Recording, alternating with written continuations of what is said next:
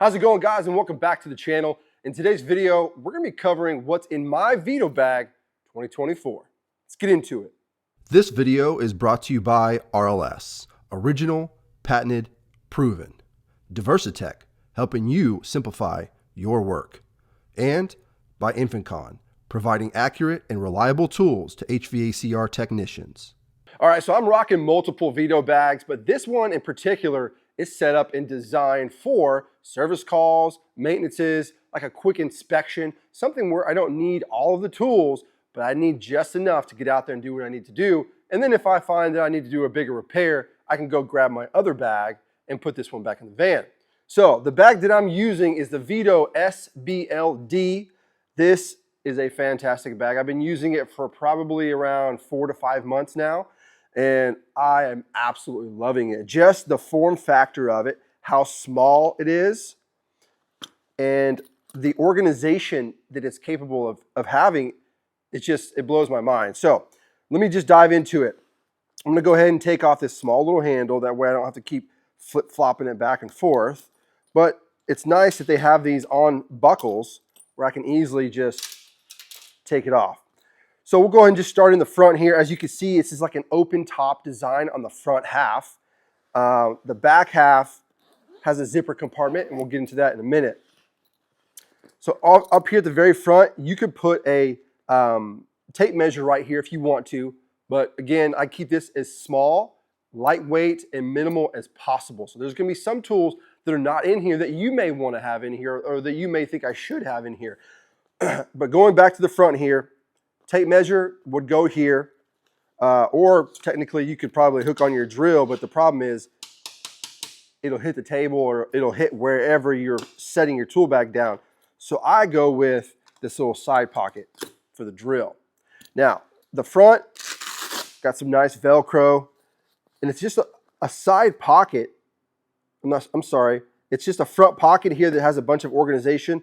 This is kind of my catch-all for jumper wires. I have a little 3 amp resettable fuse. So if I'm troubleshooting a low voltage short, you plug this in to where the actual fuse would go, and then you can keep resetting it until you find your short.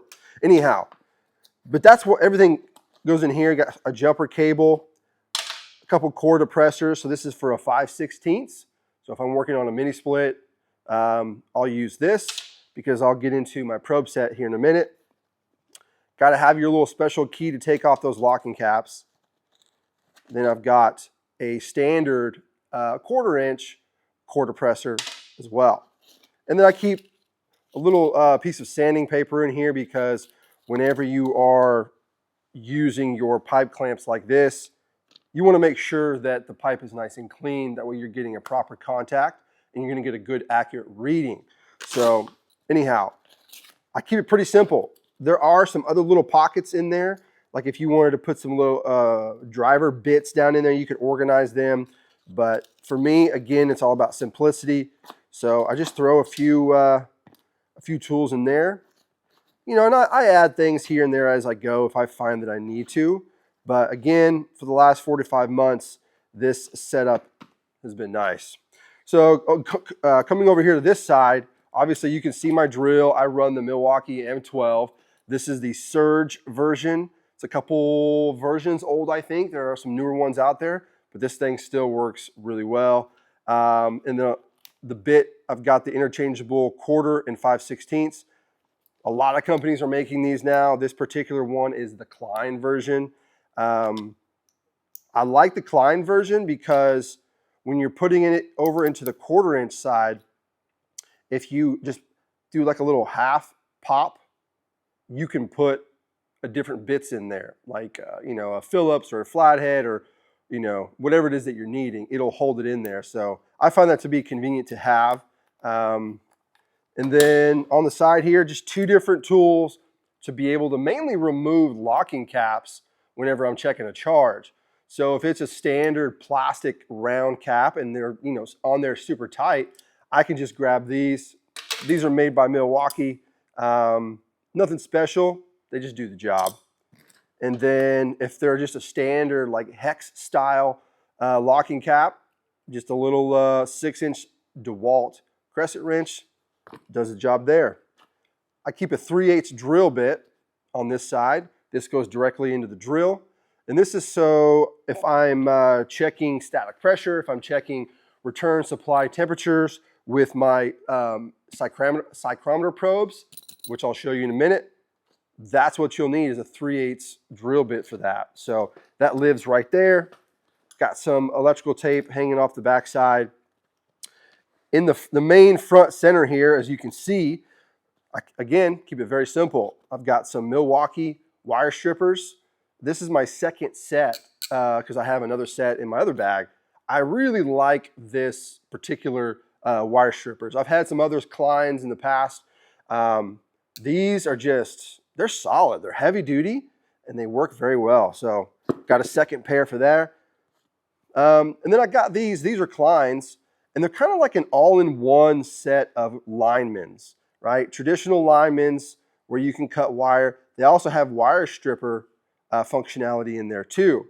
Not that I need it because I have that, but this is what I already had just from previous bags before. So no need to buy another set of linemans when this does the job just fine. So it also has where you can insert those small little screws that go into, like switches or receptacles or the covers. If you need to cut those screws down, what is it?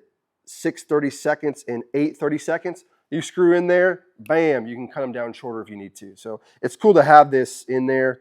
I don't even use it that much, to be honest with you. I'm mainly using this guy because, again, I'm not doing a whole lot of repairs with this bag. So to keep the screwdriver scenario down as much as possible, this is what I went with. This is an 11-in-1 by Klein Tool. Now, again, other companies make different ones as well.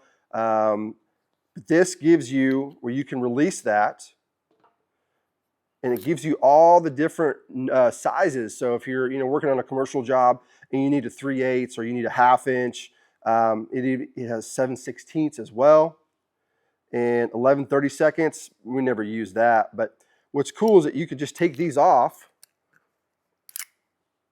For one, this gives you an extension as well. So let's say you needed a little bit longer of an extension. Instead of using the one that was already in the drill, I can use this one. And then let's say I needed 3/8, bam, put that on there. So anyway, it's pretty cool setup to have. You've got all the different sizes, and because they're both Klein, they're all interchangeable with what's already on my drill. So pretty convenient to have. If you don't have one of these, definitely recommend you picking one up. And of course, I'm going to leave links in the description with all of these tools, so that way if you guys want to check them out or get one for yourself, I'll make it easy for you. And of course, if you didn't want to use the drill, you just wanted to use the actual driver itself, you could do that. So pretty convenient to have this. And the next one that I've got here is also made by Klein. So this is their 14-in-1, their HVAC lineup, if you will. That's what they call it. But it's the same concept, really. It has this longer extension here, has the same bits that are reversible. So this is all interchangeable. But like I said before, if you do like a little half click, it's still locked in there, but now it gives you a deeper section here to be able to insert all of these different bits. So I've got square drive, different size Phillips flatheads, all kinds of stuff. So let's just grab a Phillips there, and it pops right into the end of that, just like so, and you're good to go. You can either put this in here to use it, or you can take it out and put it into the drill. Just tons of flexibility with just a couple tools, and that's why I really enjoy this setup. Just does everything that you need it to do. So, and it's nice that it's all in the end of the handle like this, all organized. So just depending on whatever you need, you've got it there, ready to go. And then sometimes I like a standard or a dedicated flathead screwdriver and a dedicated Phillips screwdriver. So both of these are Milwaukee. Why are they not Klein? It's because I've already had these. There's no sense of buying Klein just so everything matches. Sometimes I like everything to match, and Sometimes I just don't care. And this was one of those situations where I already have it. I don't use it a ton, so might as well just use what I already have. And then the last one is just a little pocket screwdriver. Again, I think this is pronounced Baco, but it's just a small flathead thermostat style screwdriver that I already had. So, and it fits right there. No big deal. Nice, clean, everything's easy to get to. I like it. So right here in this little elastic pocket, this is where the hook comes up. So if you wanted to hook this onto, wherever you're working to get it off the ground, to have it right at your eye level, you can do that. So pretty cool to have that opportunity. And so in this elastic pocket here, all I keep is just some different connectors for my meter leads. So if I'm working on, like, let's say a ductless unit where they've got those Molex plugs that you need to get down into, a normal set of leads is not going to fit down in there. The probe, the end of it is just too big. So these are very small and it'll get down in there. That way you can take your measurements. So those live right there. And I don't put anything else in there. It's pretty straightforward and simple. So if we turn to this side, this is obviously my probes. This is all the Fieldpiece. I have my 2 pressure probes. So I do keep those labeled high and low.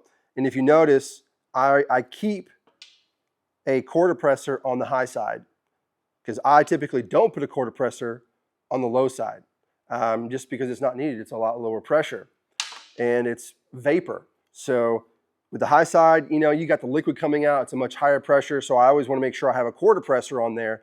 That just really allows me to connect the tool and not spray out a bunch of refrigerant. And obviously using probes, one of the benefits is that you are removing very minimal amount of refrigerant. So if you're just checking the system to make sure everything is running right and it looks good, you don't want to hook up a whole set of gauges with hoses and all that because you're going to remove a little bit of refrigerant every time you do that. So to keep you from doing that, use this setup here and it works great. I like how all 4 of these probes, right, fit in this pocket perfectly. So of course, I have my pipe clamps here and I have those labeled suction line temp, liquid line temp. So that way I don't have to try to look at, oh, what's the number, then look in the app and try to, they're already labeled and ready to go for me, so I don't have to think about it too much. All right, so moving around to the back side, you've got 2 compartments back here. One is this Velcro pouch. Now you could easily put like a tablet, like an iPad mini or any other tablet that's of the same size. It would fit in there nicely. I don't need that because I use my phone for all of my probes and being able to use the apps. I just do that. So instead, I found that this fits perfectly a hose and a core removing tool, right? So what this allows me to do, if I could come back around here, all right, so let's say this is my low pressure probe that I'm going to be installing, and I know I need to either add refrigerant or remove refrigerant, one of the two. So what I'll do, I'll take the probe off of the depressor. The depressor goes onto the machine. I'll remove this part of the core tool because I'm not actually removing the core. All this is doing is giving me another pressure port, right? So this will go directly to the core depressor. And if I can get it on there. All right. And then obviously you have a valve there. So normally what I'll do, this is where I'll hook up my actual hose going to the tank, recovery tank, or the actual refrigerant tank. That way you can throttle, right, the flow of the refrigerant that way, or you could do it with the actual hose. But that's what I do. And then this port, because this port does not have any type of Schrader core in there, right? So you have to throttle the valve to stop that. This does have a Schrader core. So that's where I'm going to hook up my pressure probe, right? Because it has a little core depressor inside here. So it measures the pressure, and then I'm also able to add or remove refrigerant. Pretty much adding refrigerant, like if I'm just topping off a system really quickly, that's typically how I'll do it. But that's my setup right there, which is really nice. These are all this particular quarter presser is made by Appion. I like these a lot. These are really nice. The core removal tool here is made by Fieldpiece. It's one of their new ones. This is the VC1. They make some other models that are much bigger, but I wanted small and streamlined as much as possible, so I went with this one. And then the hose that I use is a Fieldpiece hose. Obviously, you can use whatever hose you have, but that's just what I had extra laying around. And it just fits. It fits in here perfectly, right? Like, you don't have to force it. It's so nice. All right, now moving back to the zipper portion. This is a V-swap bag, right? So if we go back to the front here and we look right there, the little yellow tag says V-swap. On all Veto bags, if they're a V-swap, that means they make different internal organization panels that can go in and out of whichever bag that you're looking at, or whichever bag you have. So that way, if you wanted to have multiple inserts and have them set up for different jobs, and you had the inserts mounted in your truck, then you could just grab that insert and put it in your bag and go do what you needed to do, come back, swap it out. So it's just very convenient and versatile. So this one came with basically two just big pouches. So what I did, one, I keep my meter in one side, and the meter that I use in this bag is the Fieldpiece. This is the SC480. Small meter, does everything that I need to do, and it fits in that little pocket perfectly, right? And then in the other pocket, I keep 3 of these Fieldpiece psychrometers, and I have them all labeled. So I have a return air, I've got a supply air, and then I've got an outdoor air. So I have everything I need in this small bag to really be able to diagnose or just check the vitals of a system pretty quickly. And it's all packaged in this small tool bag, which is easy to carry, lightweight. And then there's some room down here, and I keep the little alligator clips for my meter. So if I need to, swap out the end tip and just have an alligator clip, I can do that. So just an easy spot to kind of have that set down in there. I mean, I really like it. It's a super nice bag, easy. I like the fact that it's halfway open and then it's halfway closed. So that way you can quickly get to the things that you need to get to, and on the front side here, but then the back side, it's protected. I just like that. I have more sensitive tools in the back, the meter, the probes, that sort of thing. Just love how the drill fits in there. Like, everything just works. Very pleased with it. So I use this, again, if I'm going to do a quick little maintenance, if I'm going to do a quick inspection or a service call, like a diagnosis, like this is what I'm grabbing. This is the #1 tool bag that I grab. And then I go from there. If I need to do a repair, I grab my other bag. So anyway, I think it's a great setup. Veto makes a ton of different bags. So you are definitely bound to find a bag that's going to work for your particular setup and your needs. But either way, honestly, you can't go wrong with a Veto bag.